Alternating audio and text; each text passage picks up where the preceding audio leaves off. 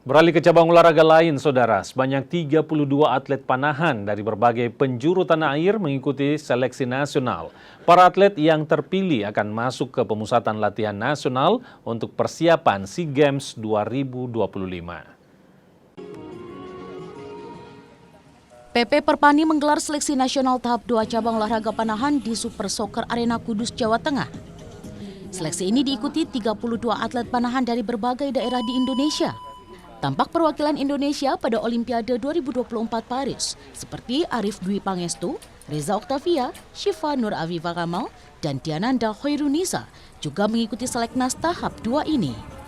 Seleksi kali ini dibagi menjadi 2 kategori, yakni kompon 50 meter dan recurve 70 meter baik putra maupun putri.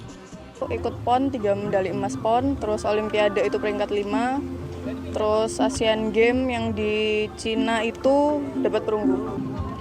Selalu kesini ya harapannya tahun depan bisa berprestasi di World Cup dan SEA Games. Sebelumnya, para pepanah telah mengikuti seleknas tahap 1 di Cikarang Timur, Bekasi, Jawa Barat. Nantinya 16 atlet terbaik akan masuk ke pelatnas untuk persiapan SEA Games. Sebagai tuan rumah acara seleknas panahan tahap 2 tahun 2024. Jadi ini memang persiapan untuk acara SEA Games 2025 yang akan datang. Yang pertama dulu dari 52 diambil hanya 32 orang. Jadi yang di sini 32 atlet, kemudian nanti akan disaring lagi menjadi 16. Seleknas tahap ini merupakan seleksi terakhir bagi para atlet panahan untuk bergabung ke pelatnas. Tak hanya SEA Games ke-25 di Thailand mendatang, namun juga event internasional lainnya.